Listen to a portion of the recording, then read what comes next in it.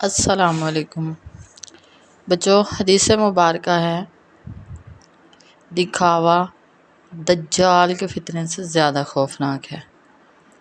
تو اسی کے ساتھ آج کا سبق شروع کرتے ہیں اس حدیث مبارکہ کے ساتھ۔ بیٹا ہمارے پاس 12ویں کلاس میں ایک نظم ہے میں روزے سے ہوں، اس پہ بات کرتے ہیں۔ یہ سوال آپ لوگوں کے لیے نیا تو نہیں ہوگا کیونکہ آپ فرسٹ ایئر میں بھی پیپر دے کے آئے ہیں۔ تو ایک سوال آتا ہے جس میں کہا جاتا ہے درج ذیل کی اشعار کی تشریح کریں، نظم کا نام اور شاعر کا نام بھی درج کریں۔ یعنی 2 اشعار آئیں گے آپ لوگوں کو، 2 شعر، تو ان کی آپ نے تشریح بھی کرنی ہے۔ مگر جب پہلا شعر آپ لکھیں گے تو اسی کے ساتھ آپ نے نظم کا نام بھی نوٹ کر لینا اور شاعر کا بھی، ٹھیک ہے؟ جیسے اس وقت میرے پاس میں روزے سے ہوں کا ایک شعر ہے نا، ہر کسی سے قرب کا اظہار کرنا، دو کسی اخبار کو تار میں روزے سے ہوں۔ تو کل نہیں، اس سے پہلے ہم لوگ اس کے میننگ وغیرہ سب کچھ کر چکے ہیں۔ تو الحمدللہ اب ہم ان میننگ کو اکٹھا کرتے ہیں تو پھر اس کا مفہوم یہاں پہ لکھتے ہیں۔ تو یہ میں بتا چکی ہوں آپ لوگوں کو۔ جیسے ہی آپ نے حوالہ شعر نوٹ کیا اس کے فوراً بعد آپ نے شاعر کا نام اور نظم کا نام درج کرنا ہے، پھر مفہوم کی طرف آئیں گے۔ ان معنی کو ملا کے اگر مفہوم بنائیں تو وہ یہ ہے: روزہ دار ہر کسی سے اپنی بے چینی کا اظہار کرتا ہے۔ وہ چاہتا ہے کہ یہ اطلاع عام ہو جائے کہ میں روزے سے ہوں۔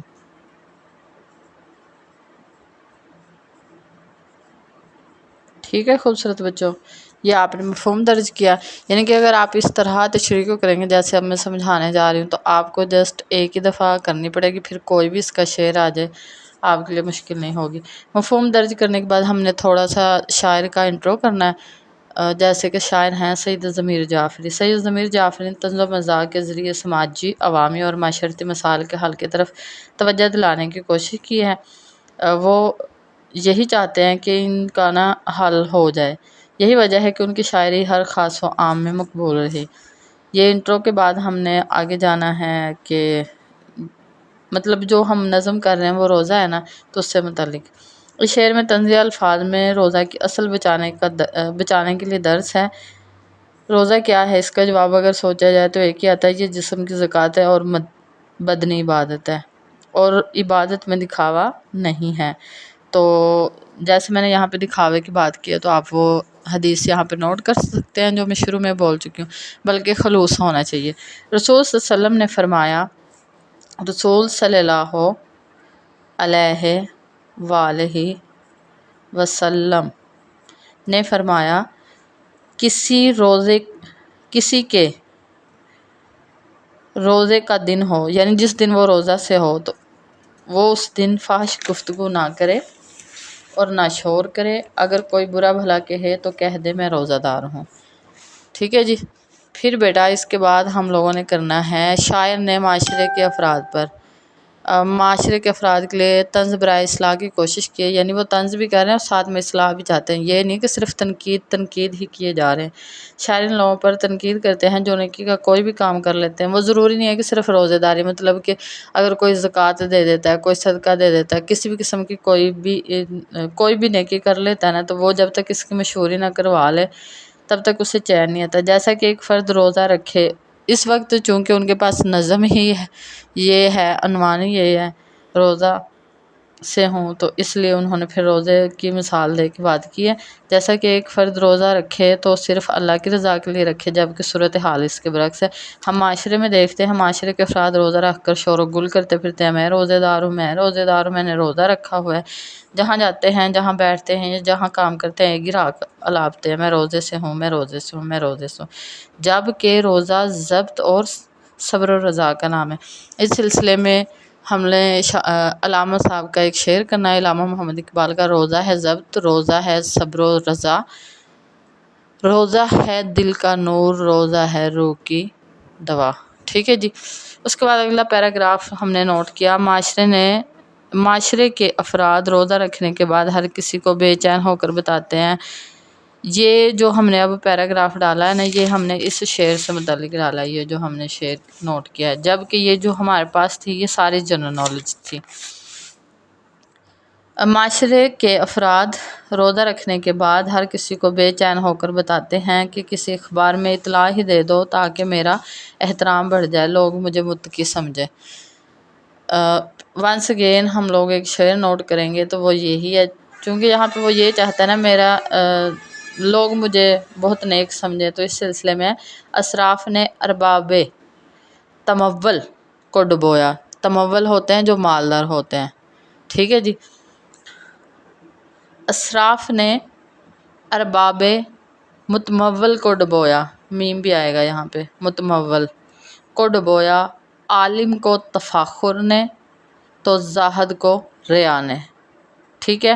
اب اگر ہم ان کے مطلب جانیں تو وہ یہ ہیں، اسراف کا مطلب ہوتا ہے فضول خرچی، ارباب ہوتے ہیں جن کے پاس کوئی حکومت ہوتی ہے، متمول جو بہت امیر ہوتے ہیں۔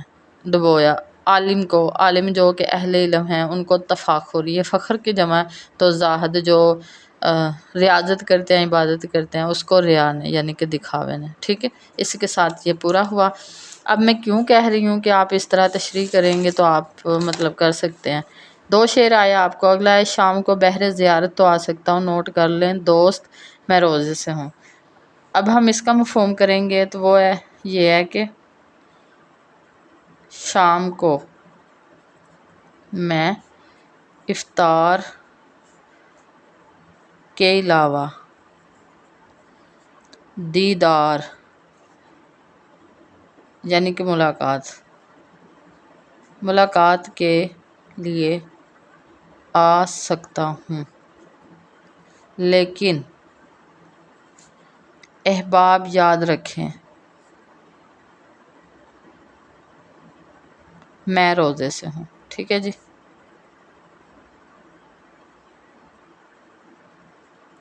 ہو گیا پورا مفہوم۔ اب ہم اس کی تشریح میں بھی یہی کریں گے جو ہم نے پچھلے میں کیا ہے نا، یہاں سے کریں گے۔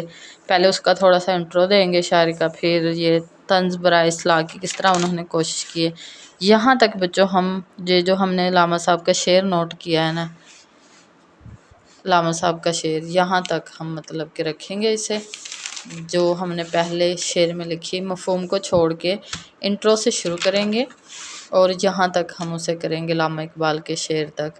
یہ سب ویسا ہی رہے گا جیسا ہم نے پہلے شعر میں کیا ہے۔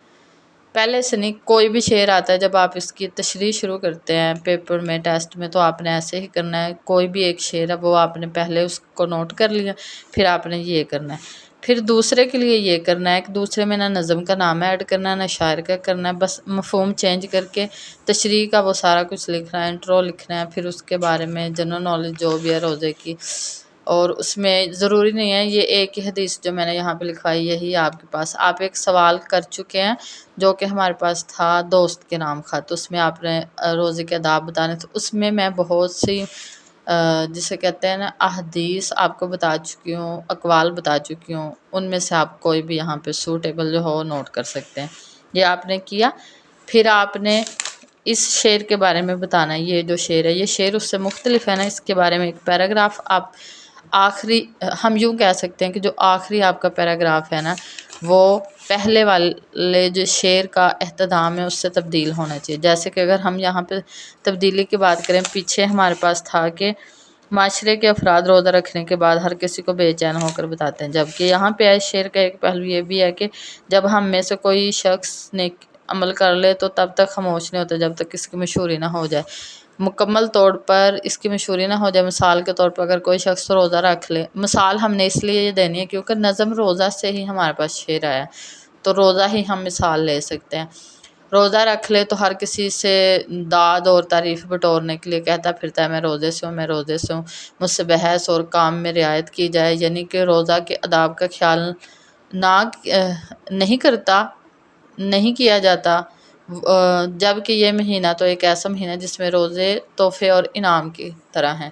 بقول شاعر، قرآن کی تلاوت روز کا معمول بناؤ، رمضان کو غنیمت جانو ضائع نہ کرو۔ تو یہ آپ نے اسی طرح کرنا ہے، بس آپ نے اتنا دھیان رکھنا ہے کہ جو بھی آپ کو شعر آتا ہے آپ اس کا صرف مفہوم تبدیل کر سکتے ہیں اور اہتمام سے ایک پیراگراف تبدیل کر سکتے ہیں۔ باقی آپ درمیان میں جو کچھ ہے جیسا آپ پہلے شعر میں نوٹ کریں گے وہی کیجیے گا۔ البتہ جدھر آپ کو لگتا ہے مجھے یہاں پہ روزے سے متعلق کوئی قول یا اس کے علاوہ کوئی حدیث یاد ہے تو وہ آپ نوٹ کر سکتے ہیں۔ ٹھیک ہے جی، جیسا کہ میں نے جب اپنی بات شروع کی تھی تو میں نے بتایا تھا کہ دکھاوا دجال کے فتنے سے زیادہ خوفناک ہے، تو اس حدیث کو آپ ایڈ کر سکتے ہیں جہاں یہ سوٹیبل لگے۔ اسی طرح آپ کے پاس امام غزالی، حضرت علی کے علاوہ حضرت عمر کے اقوال موجود ہیں، تو میں نے تو اس وقت نہیں کیے، البتہ آپ کر سکتے ہیں انہیں جہاں آپ کو لگے کہ ہاں بھئی یہ موقع کے مطابق ہے۔ اس کے علاوہ بخاری کی یہ حدیث تقریباً میں آپ کو پچھلے لیکچر میں بتا چکی ہوں، تو آپ اس سے فائدہ اٹھائیے گا۔ اس سے یہ ہوگا کہ آپ کو بار بار یاد نہیں کرنا پڑے گا، تبدیلی نہیں کرنی پڑے گی۔ بہت شکریہ، اللہ نگہبان۔